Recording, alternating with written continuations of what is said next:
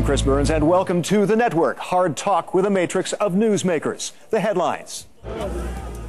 The scenes are overwhelming. Europe is struggling with its worst refugee crisis since World War II, as thousands fleeing for their lives arrive almost daily. Some Europeans and their leaders argue open internal borders under the Schengen Treaty have fallen apart, along with the Dublin Agreement regulating migrant flows. Others protest that Europe is not doing enough to help the victims of conflicts which the EU and the rest of the international community have failed to resolve. In emergency meetings, European leaders try to agree on new measures. But are they too little, too late? Is Schengen, in the long run, doomed? Now, wired into this edition of the network here at the European Parliament in Brussels, John Friedrichsen, Western Europe representative for the UN High Commissioner for Refugees, or UNHCR. Ska Keller, Vice Chair of the Greens European Free Alliance in the Parliament. And Ray Finch, member of the UK Independence Party, which is part of the Parliament's Europe of Freedom and Democracy Group, or EFD. Welcome to all of you. Let me start with a question for all of you, starting with Ray. Is the Schengen Treaty doomed? Yes, it's obvious. What happens, as always, once pressure is placed on something as absolutely useless as this, something that's been so badly thought through, it'll crack and it'll break. Okay, it's perhaps a question of solidarity as well. Scott, what do you think? Schengen is at the core of what the European Union means to people. The idea of travelling freely, of overcoming border, that's at the heart of the European Union. It would be a very big mistake to put that into question now. But what is really put into question is the Dublin system that says when a refugee has to apply for asylum, because it's very clear that we cannot leave the responsibility for so many asylum applications to the border countries. John, looking from the outside, what do you think? I think it is a little bit too early to paint doomsday scenarios right now. There's stress in the European Union, but we need to put this into perspective. The refugee arrivals that are coming to Europe this year represent about 1 in 1,000 European citizens. In a country like Lebanon, you're dealing with 1 in 3.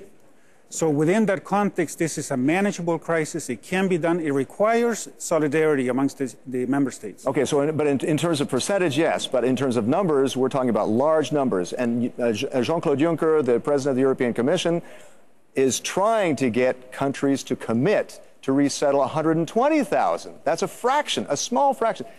Ska, how do we get the countries to agree to that? We really have an issue with solidarity here. Member states are not willing to be living together in solidarity, even though they all signed up to it when they joined the European Union. And a lot of them are not willing to help refugees. And that is a problem, because the right to ask for asylum is one of the most fundamental rights we have in the European Union. Okay, but Ray, how do you get that solidarity spirit? There will be no solidarity. Once Angela Merkel turned around and she said, the doors are open.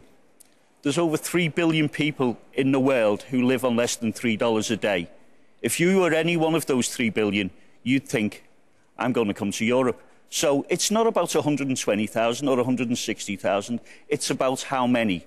And the border states of the EU are now understanding that. And that's why this will fail. So, John, I mean, how do you persuade the struggling economies in Eastern Europe to accept more refugees? I think we need to look at some countries, for example, that are not necessarily participating in the relocation scenario. Under the relocation scenario, they will actually get less people than what they're getting now. So it's a matter of lowering down a little bit of the rhetoric, lowering down the doomsday discussions, and look at the practicalities on how we can, in Europe, handle this crisis, and we can. I think the general public is saying we can. They are responding positively. Okay, general public, the average voter. How do you persuade the voter to accept this, Scott? Actually, what we see now in Europe is that the average voter is persuading their governments. We have seen a huge wave of solidarity by citizens for refugees. The same solidarity I would really like to see by the heads of states and governments. They are failing, but they are pressured by their voters, by their citizens to go ahead. I think this is really positive that we have so many people who say a refugee is a person like you and me, and I'm not going to have those people sleep in the street or starve. Okay, but Ray, I guess you might see some backlash among your voters, right? It's not about refugees, it's about migrants. The overwhelming majority, and this has been said, the head of Frontex said it, the overwhelming majority of these people who are coming in are economic migrants. They're throwing their passports away. The Press Association has reported seeing passports from many nations scattered, and all you have to do now is present yourself at a European border and say, I'm Syrian. Okay, what about some arguments by some populists, John, that among these migrants and refugees coming in are terrorists? Going through what people go through to go here is not the way you would infiltrate either Europe or North America or another country. The issue here is that there are sufficient screens in the mechanisms of the member states that can be handled. Again, this is a manageable crisis. It is a refugee crisis. 50% are from Syria, and that is important to consider. Ray? Where are the other 50% from? It's not even 50%. The President of Slovakia has said 95% are economic migrants, and people have already been stopped at borders carrying ISIS propaganda, decapitation videos. What do? Do you open the doors and say to ISIS, come in, help yourself? I think the problem we have at the moment is rather like people from Europe going to Syria and Iraq to fight with ISIS. That seems to be the main problem here. And I think we as European Union, we are a union built on peace, on freedom, on human rights. If we want to keep the sense of why we are here, then we have to help those people in need. And those are the people that are currently still dying in the Mediterranean. Let me shift quickly to the issue, to the zone of conflict itself. There is the push for more airstrikes in Syria against ISIS. Do you think that's really going to help to solve the problem, John? I think that obviously the international community needs to pay attention and take the crisis in itself, not only in Syria, but in other countries where people are coming from, such as Afghanistan, Eritrea, Iraq, and look at solutions locally. Absolutely. People don't want to become refugees. Airstrikes, Ray, do you support that? Never did, never will. The problem we've got is that those people now who are calling for airstrikes in Syria against ISIS are the ones who 2 years ago were calling for airstrikes against the president of Syria. So where do you go? What do you do? Do we keep interfering with other nations' sovereign decisions, or do we say, sort it out yourself and we will help where we can? Well, but obviously there's a failure of the international community to solve this problem. Scott, how do you do it? People are currently fleeing exactly from the terror of ISIS, and then we're telling them that they're terrorists. That's so very weird.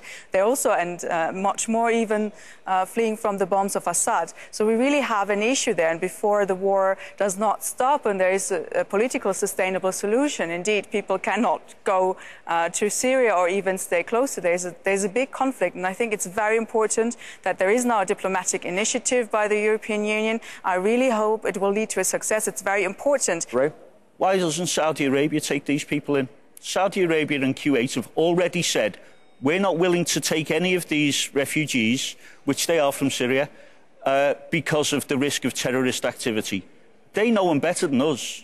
John, what do you think? We need the international community to solve these crises at their roots, and we need the international community to support people in the region, those who can stay, with decent standards of humanitarian assistance. And neither one seems to be happening, and that's the real sad part of the story. Very quickly, Scott, what about the development angle? There are a lot of these migrants are economic migrants. Shouldn't the EU be doing more to try to solve the development situation so they stay home?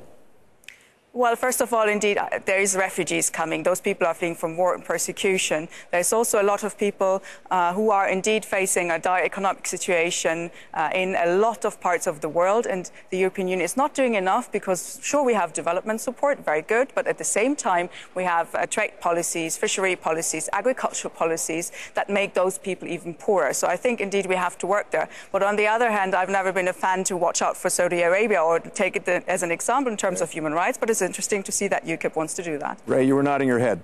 Yeah.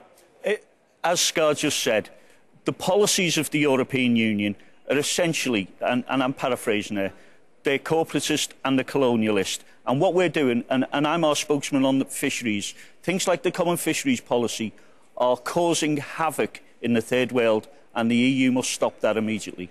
Thanks, Ray. That's all the time we've got for now. I'd like to thank our guests, John Friedrichsen, Ska Keller, and Ray Finch. I'm Chris Burns, and until next time, thanks for connecting with The Network.